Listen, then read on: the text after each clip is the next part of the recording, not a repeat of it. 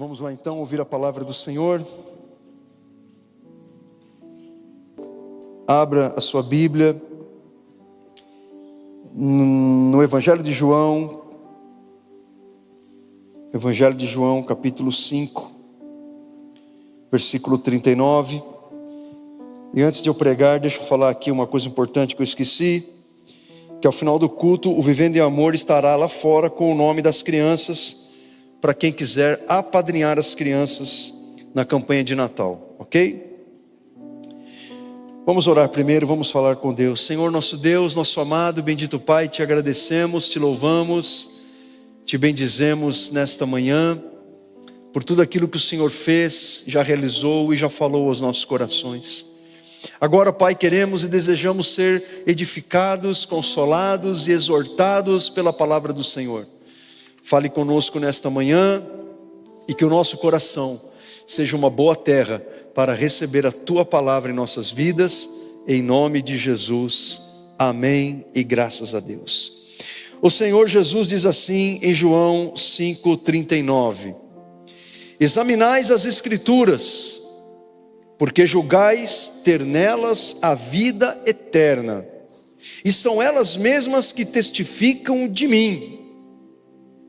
Conta-se que um homem passou anos estudando mapas detalhados sobre uma cidade distante. Ele sabia tudo dessa cidade, pelos mapas detalhados que ele estudava. Ele conhecia ou sabia a respeito das ruas, das praças, dos rios que atravessavam a cidade, dos becos das grandes avenidas, dos lugares subterrâneos, dos lugares turísticos. Ele sabia tudo minuciosamente a respeito daquela cidade, mas ele nunca havia colocado os pés naquele lugar. Certo dia alguém lhe perguntou: você já esteve nessa cidade? Aí ele respondeu: não, nunca estive lá, mas eu sei muito a respeito dela. Na verdade, ele sabia muito a respeito da cidade, mas ele não conhecia aquela cidade de verdade, porque nunca havia estado lá, nunca havia tido um contato experiencial de andar por aquelas ruas, de conhecer as suas praças. Assim eram aqueles judeus do tempo de Jesus, para quem ele disse essa palavra que está em João 5,39. Aqueles judeus religiosos dos dias de Jesus, eles estudavam as Escrituras como um mapa. Eles conheciam cada profecia de cor e salteado. Eles conheciam cada mandamento. Eles decoravam os textos da Torá. Eles sabiam tudo sobre as Escrituras veterotestamentárias. Mas quando Jesus, o Messias, de quem as Escrituras falavam, surgiu, eles não conseguiram discernir o que as Escrituras falavam, e por isso não reconheceram em Jesus o Messias profetizado por aquelas palavras que eles tanto conheciam. E é sobre isso que Jesus fala em João 5,39, que a Bíblia, ela não é apenas um mapa de informações, mas ela é o caminho pelo qual nós encontramos Jesus. Jesus está confrontando aqueles judeus, porque eles buscavam vida no texto que eles liam, mas quando a vida apareceu, eles não reconheceram a vida que era Jesus. Jesus está mostrando que a Escritura, ela não é um fim em si mesma, mas ela tem um propósito, ela é um meio pelo qual nós encontramos Jesus, o nosso Salvador. Então Jesus está confrontando aqueles homens que tinham um conhecimento intelectual das Escrituras, e eles até se orgulhavam deste conhecimento, mas eles não reconheceram nessas mesmas Escrituras o Messias que eles estavam aguardando. E aí eu faço a seguinte pergunta para mim e para você: será que esta confrontação de Jesus não é para nós também? Será que esta confrontação de Jesus é apenas para aqueles judeus? Será que esta confrontação de Jesus também não é para mim hoje e para você hoje? O que significam as Escrituras para você? Qual o significado, qual o lugar que a Bíblia, a palavra de Deus, tem na sua vida? Qual o significado que os livros da Bíblia, que as escrituras sagradas, as profecias, as promessas, as verdades de Deus têm na sua vida? Você tem clareza de que toda a Bíblia aponta para Jesus? E por isso ela é muito importante na nossa vida? Então, Jesus está dizendo: examinai as escrituras. Por que você deve examinar as escrituras? Por que você deve estudar a Bíblia? Por que você deve meditar na palavra do Senhor? Então, a fim de responder a essa pergunta, por que eu e você devemos examinar as escrituras como Jesus está dizendo? Eu quero apresentar a você nesta manhã 3 razões espirituais do porquê Jesus está dizendo que devemos examinar as escrituras. Então, vamos lá? Em primeiro lugar, nós devemos examinar as escrituras porque ela te conduz a Jesus. Ele mesmo disse: são elas mesmas que testificam de mim. São as escrituras que falam a meu respeito. São as escrituras que me revelam e dizem quem eu sou. Há uma passagem muito linda nas escrituras que está lá em Lucas 24, 27. Jesus já havia ressuscitado e 2 discípulos estavam saindo de Jerusalém, entristecidos, frustrados, porque Jesus havia sido crucificado, morto, colocado num sepulcro, e eles não sabiam que Jesus já havia ressuscitado. E aí o Jesus ressurreto apareceu diante deles, ou do lado deles, naquele caminho para a aldeia de Emaús. E Jesus então, diz o texto em Lucas 24, 27, que Jesus citou para eles um texto após o outro, começando por Moisés e todos os profetas, e através das escrituras explicou o que os textos diziam a respeito dele mesmo. Sabe o que significa isso que Lucas está dizendo quando ele diz que Jesus ele começou citando os textos de Moisés? O texto de Moisés é o Pentateuco, Gênesis, Êxodo, Levítico, Números, Deuteronômio. Aí ele fala dos profetas, que inclui também para o judeu os livros históricos do Antigo Testamento.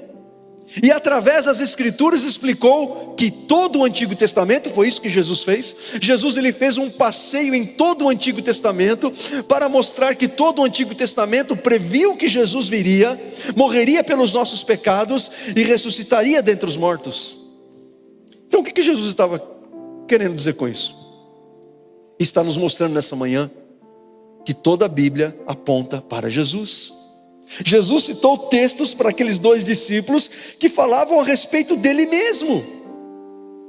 Eu quero apresentar alguns números para você, e eu queria que você prestasse bem atenção, e eu espero que você fique embasbacado após essa minha explanação.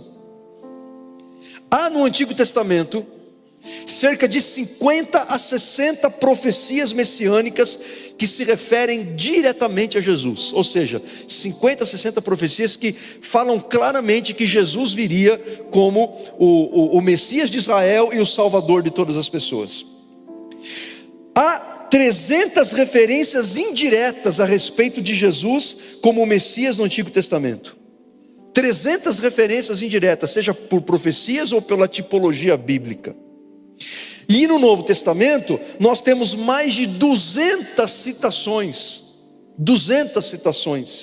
ou alusões diretas a passagens do Antigo Testamento que são aplicadas em Jesus. Ou seja, o Novo Testamento, os autores do Novo Testamento foram lá no Antigo Testamento e citaram aquelas passagens que falam a respeito de Jesus e disseram: olha, o Antigo Testamento, a Antiga Aliança previu, profetizou a vinda de Jesus, e a vinda de Jesus se confirmou, porque de fato ele veio. 200 citações. Então o que nós aprendemos com isso, gente? Que toda a Bíblia, o Antigo e o Novo Testamento, a Bíblia é cristocêntrica. Toda ela aponta para Jesus, toda ela anuncia Jesus. Jesus é o centro e o grande motivo das escrituras sagradas, porque nascemos pecadores e precisamos de um Salvador, que é Jesus. Então a Bíblia anunciou a primeira vinda de Jesus, e o Novo Testamento a confirmou e narrou a sua morte, a sua ressurreição, e promete a sua volta, como ele mesmo diz em Apocalipse 22: eis que venho sem demora, e comigo está o galardão que tenho para retribuir a cada um segundo as suas obras. A Bíblia diz que Jesus viria, diz que ele veio e diz que ele voltará, do começo ao fim. Apocalipse 22:12, o último capítulo da Bíblia, fala da volta de Jesus. E lá no começo da Bíblia, Gênesis 3:15, o proto-evangelho, quando Deus ele diz que da semente da mulher nasceria aquele que esmagaria a cabeça da serpente. A primeira citação a respeito de Jesus, Gênesis 3:15. Que coisa tremenda, irmãos. E ainda vem alguém dizer, e ainda alguém vem cantar, que ninguém explica Deus. E aí eu rolo no chão de dar risada com essa declaração insana. Engraçado que quem canta essa música, o autor dessa letra, ele passa o tempo todo dando explicações sobre Deus. É uma contradição, uma incongruência, um paradoxo. Porque somente Jesus, Ele sozinho explica Deus. Olha só o que está escrito em Colossenses 1:15.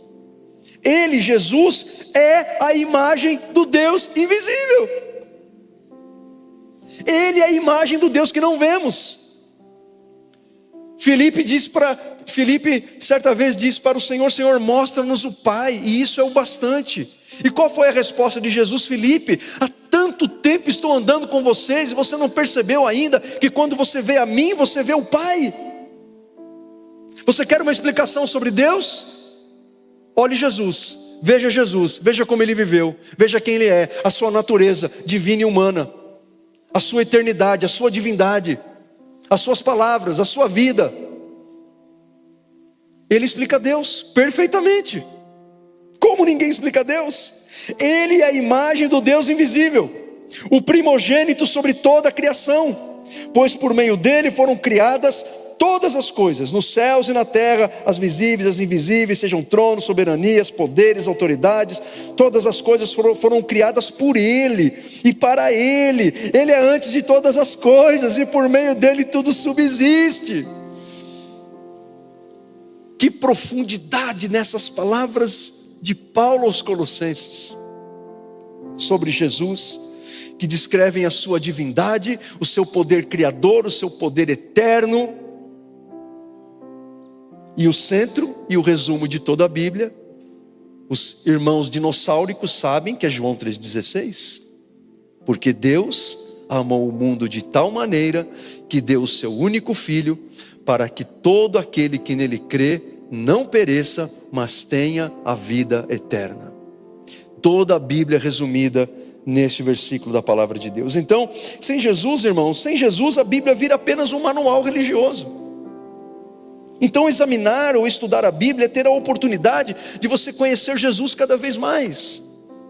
Há uma história muito linda na Bíblia, descrita lá em Atos 8:38, ou Atos capítulo 8, que fala que um certo eunuco, que era um oficial importante, encarregado de todos os tesouros de Candace, que era a rainha dos etíopes, ele estava saindo de Jerusalém, e ele conseguiu um rolo do profeta Isaías, e lá estava ele voltando para sua terra, para a Etiópia, lendo aquela escritura que estava ali em Isaías 52, 53, e ele não estava entendendo absolutamente nada. E aí o Espírito Santo pegou Filipe, o mesmo que havia feito aquela pergunta para Jesus, ou feito aquele pedido para Jesus, pegou Filipe e transportou instantaneamente o Filipe para o lado da carruagem daquele homem.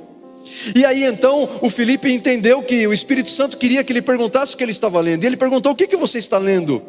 E ele disse: olha, estou lendo essa escritura. E aí o etíope leu, e o Filipe disse: eu posso explicar para você? E o etíope disse: bora, sobe aí. E aí então o Filipe começou a explicar o significado de Isaías 52, de Isaías 53. O servo sofredor, o Messias que morreu pelos nossos pecados e ressuscitou ao terceiro dia. E aí ele ouviu a explicação da palavra, e quando ele ouviu a explicação da palavra, ele creu em Jesus. E quando ele viu uma água ali em algum lugar, ele perguntou: olha aqui a água, que me impede de ser batizado? Aquele homem creu em Jesus porque a palavra revelou Jesus para ele. E como que a palavra foi revelada? Porque teve quem explicasse. São as perguntas retóricas que Paulo faz à igreja em Romanos capítulo 10. Como crerão se eles não ouvirão? Como ouvirão se não há quem pregue? Como pregarão se não forem enviados? Então, quanto menos você examina as Escrituras, menos você conhece Jesus. E quanto mais você examina as Escrituras, mais você conhece o teu Senhor, o teu Salvador. Em segundo lugar, você deve examinar, você deve estudar as Escrituras, porque nelas você encontra a verdade que liberta. Jesus, ele diz em João 8, 31 e 32, ele disse aos judeus que haviam crido nele: se vocês permanecerem firmes na minha palavra, verdadeiramente serão os meus discípulos.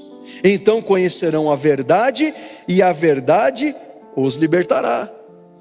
Nos últimos tempos temos visto muitos políticos usando esse texto, que pode ser usado numa perspectiva filosófica, sim, porque a verdade,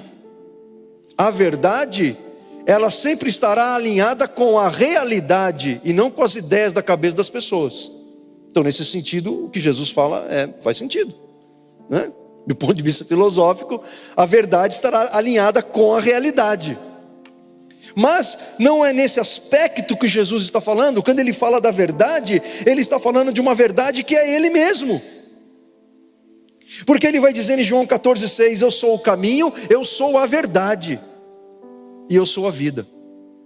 Então quem conhece Jesus, conhece a verdade. Uma verdade única, uma verdade absoluta, uma verdade que não é relativa. É uma verdade absoluta sobre Deus e sobre o que Ele quer para nós, sobre a sua vontade, os seus propósitos para a nossa vida. Quem conhece Jesus experimenta a libertação. Libertação do quê? Libertação de toda a ignorância espiritual, libertação daquilo que nos cegava.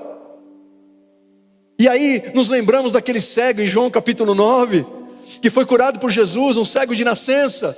E aí as autoridades judaicas ficaram doidas da vida, porque Jesus estava fazendo milagres extraordinários. E aí chamaram aquele cego para uma entrevista. Explica uma coisa, quem é esse homem? Porque Jesus curou, mas não disse quem era, e dispensou o homem para casa. E aí perguntaram para aquele homem, fizeram uma inquirição: quem é este homem que te curou? E ficaram insistindo. Ficaram ali, sei lá, quem sabe algumas horas, torturando o rapaz, até que chega um momento, ele diz: olha, eu não sei quem é esse homem que me curou, mas uma coisa eu sei, eu era cego e agora eu vejo. Eu era cego e agora eu vejo. Todo crente verdadeiramente nascido de novo, que realmente nasceu de Deus, que é uma pessoa convertida, é uma nova criatura em Jesus, pode dizer o que este homem disse: eu era cego e agora eu vejo. Quando você não tinha Jesus, na quarta-feira você ia na benzedeira, na sexta-feira você fazia um despacho na encruzilhada, no domingo você ia na missa, na terça-feira você acendia o incenso lá, e na sua casa tinha um monte de bruxinha, um monte de objetos da superstição do mundo pagão. E aí Jesus entrou na tua vida e você jogou tudo isso fora, porque você aprendeu que Jesus é suficiente. Existe uma passagem em Atos capítulo 19. Paulo estava na cidade de Éfeso, que tinha uma padroeira chamada Diana, a grande Diana dos Efésios. Era uma deusa vinda do mundo greco-romano, e aquela mulher era adorada em Éfeso. E havia um grande comércio religioso em torno daquela adoração, aquele culto àquela deusa. E Paulo então chega em Éfeso, uma importante cidade do Império Romano, e começa a pregar o Evangelho, e as pessoas começam a se converter. E diz Atos capítulo 19 assim, versículos 17 ao 20: o nome do Senhor Jesus era engrandecido, muitos dos que creram vinham, olha só, confessavam e declaravam abertamente as suas más obras. E olha só, grande número dos que tinham praticado ocultismo reuniu seus livros e os queimou publicamente. Todos aqueles livros de magia negra, de feitiçaria, de macumbaria foram queimados, foram destruídos. O valor total calculado chegou a 50 mil dracmas. 50 mil dracmas. Sabe quanto valia uma dracma? Era o salário diário de um trabalhador comum, o equivalente a 50 mil dias de trabalho. Assim a palavra do Senhor se difundia e se fortalecia poderosamente. Paulo chegou num lugar infestado pela idolatria, pregou a palavra do Senhor. A palavra do Senhor trouxe libertação àquela sociedade, àquela comunidade. Quanto menos você examina as Escrituras, mais suscetível aos enganos espirituais e aos falsos ensinos você fica. Quanto menos você lê a palavra de Deus, você é ludibriado por esse monte de mensagem que você tem na palma da sua mão pelo celular. Eu não sei quem você está ouvindo, isso é uma coisa que nós pastores, pastor Ronaldo, não conseguimos controlar. Tinha pastor que antigamente, eu nunca fiz isso, né? Eu nunca fiz isso, eu não gosto, me dá calafrios de imaginar que eu estou controlando a vida das pessoas. Eu não fui chamado para controlar a vida das pessoas, eu fui chamado para pastoreá-las. E pastorear também não é mimar as pessoas, é cuidar delas espiritualmente, certo? Então, a gente sabe que tinha pastores que falavam assim, na época antes da internet, né? Falavam assim: olha, você está proibido de visitar outra igreja. Você está proibido, não pode, você tem que vir só aqui na nossa igreja. Hoje, como que o pastor fala isso?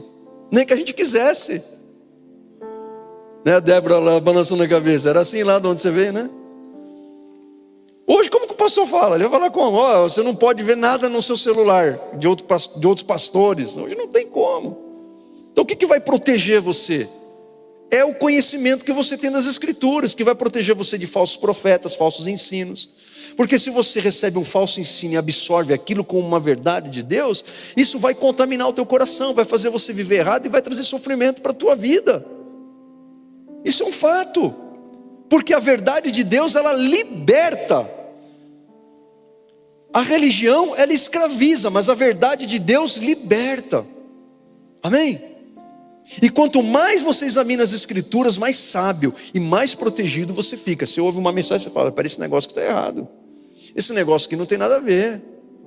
Esse negócio que esse pastor está falando, que a Bíblia, ela tem que ser atualizada, que a Bíblia tem que ser reformada, que a Bíblia tem erros, que a Bíblia contém falhas. Gente, esse discurso vem lá do Jardim do Éden, quando Satanás entrou na serpente e quis dar uma outra interpretação da palavra para ela. O que a serpente falou para Eva? Ou o diabo incorporado na serpente? Ela já começa perguntando: o que Deus disse para você? O que estava em jogo era o que Deus tinha dito, ou seja, a palavra de Deus. E a Eva disse: Deus disse assim, assim, assim. E aí a serpente falou: vou explicar para você direito esse negócio da palavra de Deus. E deu uma interpretação distorcida do que Deus tinha dito para Eva. Por isso que Paulo diz que a Eva foi enganada, mas o Adão não foi. A Eva foi enganada, porque a palavra foi distorcida. E ela foi convencida daquele engano. Então, meus queridos, nós temos protegido o nosso coração pelo conhecimento das Escrituras? Ou temos sido levados por qualquer vento de doutrina? O teu coração está protegido pela verdade que liberta? Será que há pessoas aqui nessa manhã que precisam ser libertas por essa verdade de Deus? Abra o teu coração para Jesus, abra o teu coração para a palavra do Senhor, examine as Escrituras e nelas você encontrará a verdade que liberta, que é Jesus. Em terceiro lugar, você deve examinar, estudar as Escrituras, porque nelas você tem as palavras de Jesus que dão a vida eterna. Ele vai dizer em João capítulo 6. Então Jesus voltou-se, porque o que estava acontecendo aqui nesse contexto? É importante você entender. Jesus estava do outro lado do mar da Galileia, e ali as pessoas haviam vindo de um lado do mar para o outro atrás de Jesus, porque elas haviam sido abençoadas com a multiplicação dos peixes e pães, uma das duas multiplicações. E aí aqueles discípulos que estavam ouvindo Jesus, aquela multidão de discípulos, foram atrás do Senhor, porque agora eles chegaram à seguinte conclusão errada: olha, como a nossa barriguinha ficou cheia, agora não vamos mais precisar trabalhar, porque agora nós temos o bolsa, multiplicação de pães e peixes. Olha que bênção! É só agora ouvir, sentar, o que esse cara tem para nos dizer, e quando o estômago começar a roncar, a gente vai ganhar o bolsa, multiplicação do pão e do peixe. Não vamos precisar mais trabalhar, não vamos precisar mais plantar, não vamos precisar mais cozinhar pão, a coisa vai vir fácil agora, vida boa. E aí quando aquela multidão chegou, Jesus entendia o que estava no coração deles, e Jesus disse: ei, vocês estão procurando pelos motivos errados. Vocês estão me seguindo por causa do pão errado, por causa do alimento errado. Este pão e esse peixe que eu multipliquei, com o qual eu abençoei vocês, era por uma situação emergencial. Isso não é para a vida toda. Foi uma situação de emergência, não é para a vida toda. É uma situação de emergência. E eu mostrei o meu poder através disso. Agora, não é este pão e esse peixe que vai alimentar a vida de vocês. O que vai alimentar a vida de vocês sou eu mesmo. Eu sou o pão da vida. O que vai alimentar vocês não é o pão da ceia. Sou eu, o pão que desceu do céu, através do meu Espírito que vai habitar em vocês, e da palavra do Senhor que está em vocês. E aí o que acontece? Aí Jesus endureceu o discurso, né? Aí Jesus chamou toda aquela galera a um compromisso sério com ele, com a verdade, com o reino de Deus. Sabe o que aconteceu? A Bíblia diz em João 6 que muitos discípulos, uma multidão de discípulos, abandonou o Senhor. Por quê? Porque aquela gente tinha uma expectativa errada a respeito de Jesus. Eles queriam um Jesus que eles não poderiam ter, um Jesus que o Pai não enviou. Eles queriam um modelo de Jesus que viesse satisfazer as suas necessidades egoístas, e Jesus estava dizendo: eu não vim para isso. Então eles foram embora. É o que acontece com muita gente hoje. A história da igreja é isso. Gente que ouve falar do Evangelho, fica entusiasmada, a parábola do semeador. Gente que ouve a palavra, fica entusiasmada, fica feliz. Alguns até se batizam, mas com o passar do tempo deixam o Senhor, porque o coração não tem raiz espiritual, porque querem um Jesus diferente daquele para o qual Ele veio para nós. Expectativas erradas a respeito de Jesus. E aí então aquela multidão começou a ir embora. E aí olha o que Jesus fez. Jesus ficou desesperado, né, irmãos? Jesus ficou desesperado. Ele disse: o que vai ser do meu ministério agora? Vou perder um monte de seguidor nos meus canais do YouTube, do Instagram, do Twitter. E agora o que vai ser da minha... Estou perdendo a fama. Jesus entrou em depressão, foi isso, gente? Jesus voltou para os 12 e disse: vocês querem ir embora também? Eu não tenho problema com isso não, pode ir. Não vai mexer com o meu ego não. E aí Simão respondeu: mestre, para quem iremos nós? Só o Senhor tem as palavras que dão a vida eterna, e nós cremos e sabemos que o Senhor é o Santo Filho de Deus. Só o Senhor tem as palavras que dão vida eterna. Só o Senhor, mais ninguém. As palavras que dão vida eterna. A palavra de Deus, as Escrituras, mostram o caminho da salvação, mostram o caminho da esperança futura que está em Jesus. A palavra, irmãos, é a bússola que aponta para a eternidade. A Bíblia diz: por que viemos a este mundo? E para onde estamos indo? Qual destino estaremos, se temos Jesus ou não? Há apenas 2 destinos eternos para o qual você está indo. Então a palavra é a bússola que aponta para a eternidade. Então quanto mais você examina as Escrituras, quanto mais você examina as Escrituras, você come a palavra de Deus, você se alimenta da palavra, mais você conhece Jesus. E mais conhecendo Jesus, mais você conhece o plano dele para a tua vida. Mais você entende o que Jesus quer de você. Mais você entende sobre aquele que foi preparar um lugar especial para você, para a gente passar a eternidade juntos.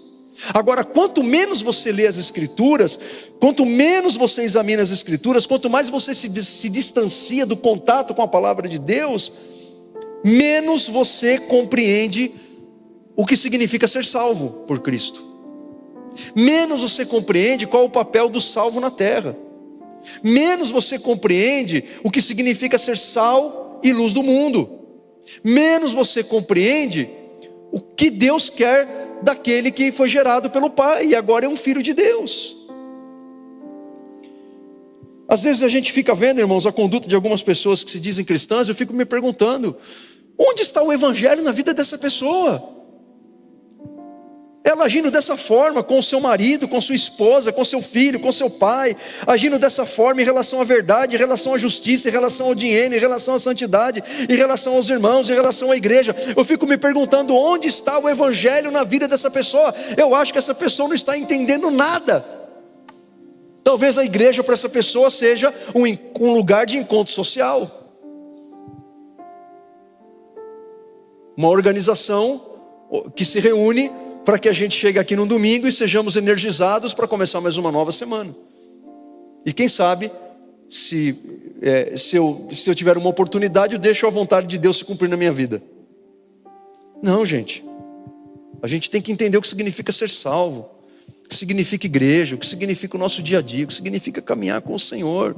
E é a palavra de Deus que nos ensina isso. Quanto mais você lê a palavra, estuda, come a palavra, mais você compreende o que significa ser salvo, o que significa Jesus ser o único, como disse Pedro, que tem as palavras que dão vida eterna.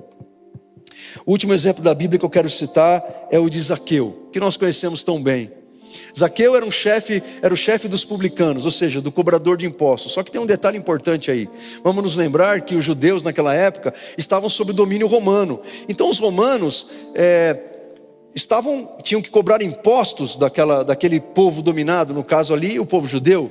Então o que os judeus faziam? Eles contratavam alguns dos próprios judeus para coletar impostos dos judeus. Então vocês imaginem como que um publicano era amado, né? Pelos do seu próprio povo. Os publicanos, gente, eles eram odiados. Por quê? Primeiro porque eles estavam cobrando impostos em favor dos dominadores romanos. Segundo, porque eles cobravam uma tributação injusta, fraudada. Então tinha que cobrar lá, 10 denários. Aí eles colocavam ágio, colocavam ali um valor a mais, vou cobrar 20 denários. E o Zaqueu, ele era o chefe da quadrilha, porque ele era o chefe dos publicanos. Ele era o chefe da quadrilha. Ele forjava os relatórios que eram entregues para os romanos. Eles enganavam os patrícios e enganavam aqueles que os contratavam. Era corrupção correndo para tudo quanto é lado. Parece um país que a gente conhece, mas eu estou falando daquela época, 2000 anos. Calma aí, segura aí. Então ele fazia isso, ele era o que recebia uma porcentagem maior daquilo que era cobrado injustamente. Era o chefe da quadrilha. E aí o que aconteceu, meus irmãos? Este homem, ouvindo que Jesus passava no lugar onde ele estava, ele sobe numa árvore, e Jesus diz: Zaqueu, desce depressa, porque me convém fazer uma refeição na tua casa hoje. E aí diz que ele desceu alegre e recebeu Jesus na casa dele, e ali Jesus começa a expor a palavra de Deus, a vontade de Deus. Jesus fala sobre a justiça de Deus, sobre o arrependimento de pecados, sobre a salvação eterna, sobre a condenação do pecado. Imagino que Jesus tenha falado sobre todas essas coisas, a necessidade de arrependimento, de mudança de vida. Então Zaqueu, em determinado momento da refeição, ele interrompe tudo e todos e diz: olha, darei a metade dos meus bens aos pobres. E se alguém extorquir alguma coisa, ele sabia que tinha feito isso. E se alguém extorquir alguma coisa, devolverei 4 vezes mais.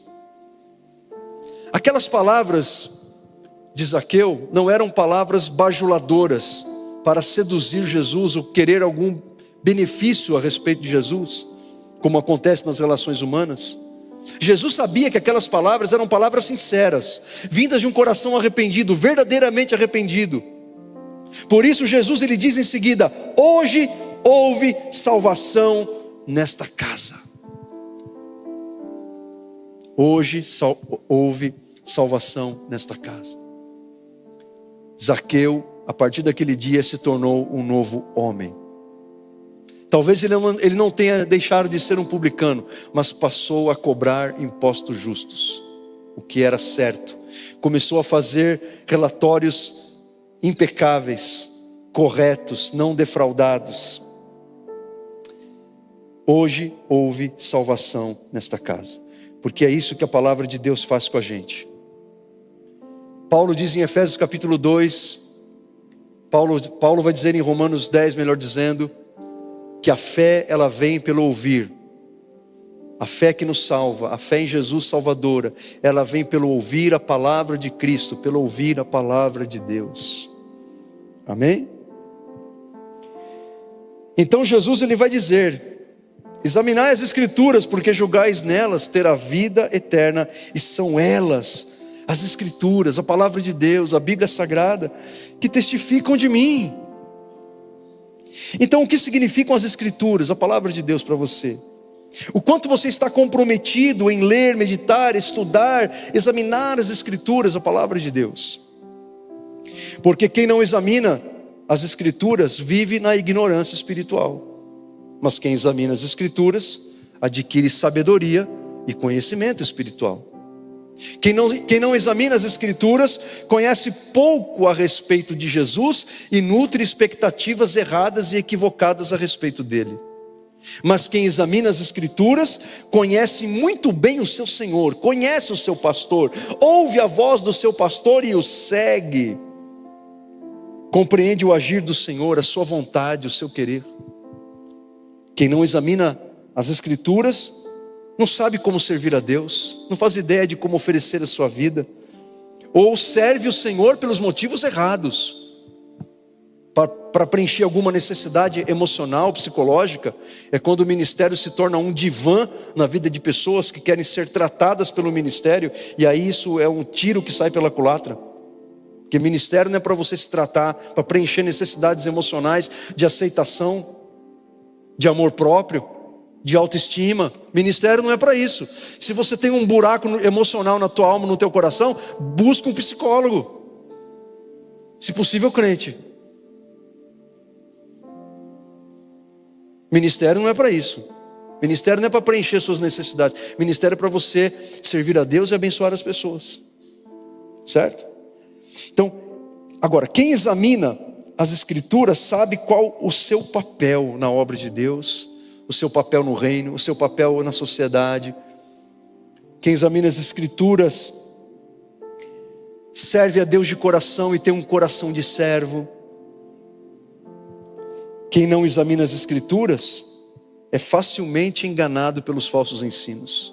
Acredita em qualquer coisa, ouve uma profecia e já fica todo apavorado. Acredita em tudo que ouve, tudo que lê. Trata redes sociais como se fosse noticiário, como se fossem fontes da verdade. Mas quem examina as Escrituras não é enganado pelos falsos profetas, não é enganado por falsos ensinos. Quem não examina as Escrituras não tem direção, gente. Perde a direção. Não sabe o que fazer no seu dia a dia, quando surge uma situação. Tem que se tomar uma decisão importante na vida. E às vezes a resposta está clara, porque se conhecesse as Escrituras, saberia o que tinha que fazer. Mas não sabe. Às vezes está ali, está debaixo do nariz a pessoa a resposta, mas ela não conhece, não examina as Escrituras. Só abre a Bíblia quando, sei lá, dá vontade, ou quando o calo aperta, aí ele chacoalha a Bíblia, abre a Bíblia e diz: onde cair é Deus falando comigo. E acha que vai conhecer a vontade de Deus assim. Dessa forma, não é assim que você conhece a vontade de Deus. No momento de desespero, de angústia, você fala: Deus fala comigo. Você abre a Bíblia, Deus por misericórdia pode até falar, numa situação de emergência. Mas não é assim que você conhece a vontade de Deus para a tua vida, para o teu casamento, para o teu trabalho, para a tua cidadania, para a tua paternidade, para a tua maternidade, para o seu papel como filho, como servo de Deus, como cidadão. Mas quem examina as Escrituras sabe o que fazer em cada situação. Geralmente sabe. A gente não tem resposta para tudo, mas teremos a maioria das respostas quando examinamos as Escrituras. A gente sabe o que Deus quer da gente. Quem não examina as Escrituras é alguém fraco diante das tentações, porque a palavra é alimento. A palavra fortalece. A palavra, ela nutre a nossa alma, nutre o nosso coração. Quanto mais perto você está das Escrituras, mais longe você está do pecado e mais perto você está de Deus. Agora, quanto menos você lê as Escrituras, mais perto você está do pecado, do diabo, e mais longe você está de Deus. Porque você não está fortalecendo a tua alma, você não está fortalecendo o teu coração. Como diz o salmista: guarda as tuas palavras no meu coração. É no coração. para eu não pecar contra ti. Porque quem examina as Escrituras não cede facilmente a uma tentação, pois tem o seu coração e o seu espírito fortalecido pela palavra. Quem não examina as Escrituras está correndo um sério risco de esfriar espiritualmente, de esfriar na fé, de esfriar o seu coração diante de Deus. Mas quem come a palavra, examina a palavra com um coração humilde, mantém a sua fé em Deus viva e pujante. Por muito tempo se ensinou essa grande bobagem: quem estuda a Bíblia fica frio. Que bobagem que é essa, irmão? Quem inventou esse negócio? Acho que foi o diabo que inventou esse negócio aí. Você fica frio quando você não ora, quando você não adora, quando você não bota o joelho no chão, quando você não lê as Escrituras, ou lê de qualquer jeito. Você esfria quando você não está na casa de Deus. Você esfria quando você vive uma vida egoísta, não se importa com a vida dos outros. Aí você esfria. Agora estudar a Bíblia não. Jesus foi visto aos 12 anos de idade falando sobre as Escrituras com os doutores da lei. Ah, meus irmãos, de qual time você faz parte? Dos que examinam ou dos que não examinam as Escrituras? É para você pensar. É para você pensar de que lado você está, que time você faz parte, porque é do lado que você está que vai definir a qualidade de vida espiritual que você vai ter, e daí a qualidade de vida que você vai ter em todas as outras áreas da sua vida. Amém? Quero convidar você a ficar em pé, e nós vamos orar a Deus. Este apelo é um apelo para que você, se você está examinando as Escrituras, que você se comprometa a examiná-las muito mais. Se você está tratando as Escrituras, a Bíblia, como um livro qualquer, ou se você está consultando a Bíblia como quem consulta horóscopo, então é um chamado para você se arrepender hoje, porque Bíblia não é horóscopo. Bíblia não é um livro mágico. Bíblia não tem nada a ver com um livro mágico, que você abre e vai ter um mistério ali que vai revelar uma coisa. A Bíblia é um livro espiritual, trata de coisas espirituais, e trata da verdade de Deus, e do plano de Deus, e da vontade de Deus para a tua vida. Qual a sua relação com as Escrituras? É a relação que você tem com as Escrituras que vai definir o tipo de vida que você vai ter na terra, aqui diante de Deus e diante das pessoas, certo? Eu quero lembrá-los que no dia 7 de outubro, nós teremos aqui o querigma. Será o início do nosso estudo bíblico, ou o reinício, né? A retomada. Dia 7 de outubro estará com a gente aqui meu amigo, o nosso amigo pastor Leandro Tarrataca, nesta aula inaugural. Estou muito ansioso para esse dia. E a partir do dia 14, retomaremos aqui os nossos estudos sistemáticos da palavra de Deus, que vai enriquecer e abençoar a tua vida. Que você esteja comprometido com aquilo que vamos realizar aqui a partir daqui 2 terças-feiras. Amém? O horário está 20 horas, mas é 19h30, tá bom, gente? Vamos orar a Deus? Coloque a sua vida diante do Senhor. Coloque a sua vida diante de Deus. Jesus, Ele nos diz nessa manhã: examinai as Escrituras, porque nelas vocês encontram aquilo que é falado a meu respeito. Qual a relação que você tem tido com a palavra do Senhor? A palavra do Senhor que é viva, a palavra do Senhor que é eficaz, a palavra do Senhor que é eterna, a palavra do Senhor que é poderosa, a palavra do Senhor que liberta, a palavra do Senhor que revela Jesus, a palavra do Senhor que alimenta a nossa alma e consola o nosso coração. Que a palavra do Senhor esteja escondida no teu coração, que você a ame de todo o coração, que você creia na palavra de Deus de todo o teu coração, que você a ame de todo o coração, em nome de Jesus, em nome de Jesus. Senhor nosso Deus, nosso amado e bendito Pai, nesta manhã, Senhor, queremos colocar esta palavra do Senhor dentro do nosso coração, porque não queremos ser negligentes com o exame da Tua Palavra, com o estudo da Tua Palavra, com o aprendizado da Tua Palavra. Não somente, Pai, o exame por uma mera curiosidade, não o exame, Senhor, para preencher o nosso intelecto, e então nos sentirmos, para preencher o nosso ego, e acharmos que sabemos mais do que os outros.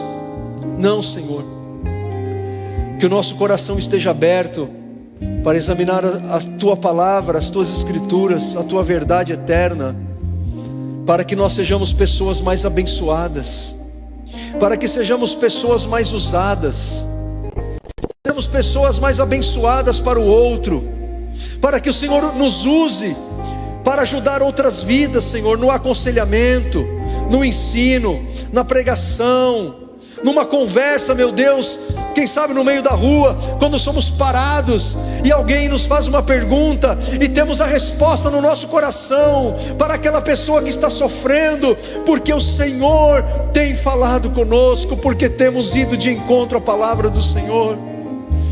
Senhor querido, perdoa toda negligência que porventura temos tido com a palavra do Senhor. Perdoa-nos, Senhor, por termos negligenciado o estudo da Tua palavra esses anos, Pai, nesses últimos anos. Perdoa, Senhor, as nossas vidas. Senhor, me perdoa. Que o Senhor agora, meu Pai, tome essas terças-feiras e que elas sejam abençoadoras, edificadoras para a Tua igreja. Mas que os Teus filhos, Senhor, não fiquem apenas nas terças-feiras, mas que todos os dias, que em todos os dias nos voltemos para a Tua palavra, para meditá-la, para estudá-la, para lê-la, para nutrirmos a nossa alma, Senhor. E que assim a Tua palavra, meu Deus, seja a bússola que precisamos, a lâmpada para os nossos pés, a luz para os nossos caminhos, que nós precisamos, meu Pai, na nossa vida diária, Senhor. Que sejamos guiados pela Tua palavra, que a Tua palavra seja a espada do Espírito Santo em nossa vida, que nos guia pelo caminho da vida que o Senhor tem nos dado. Senhor, em nome de Jesus nós oramos e colocamos as nossas vidas diante do Senhor. A minha oração, Pai, o meu pedido, Pai, em nome de Jesus, é que esta palavra, ela encontre corações que tenham o entendimento para compreendê-la. Que o Senhor dê entendimento espiritual, entendimento intelectual, entendimento emocional, entendimento espiritual, sobretudo, a cada um aqui nesta manhã, Senhor, para absorver esta Tua palavra, a fim de que ela esteja no nosso coração, que ela nos transforme, que ela nos molde, que ela mude, Senhor, a nossa relação com a palavra do Senhor. Em nome de Jesus, que tenhamos menos tempo com coisas que não nos edificam e tenhamos mais tempo com a palavra do Senhor que nos edifica. Senhor, em nome de Jesus, que a Tua palavra tenha um lugar especial no nosso coração. Vamos adorar ao Senhor de todo o nosso coração, amém.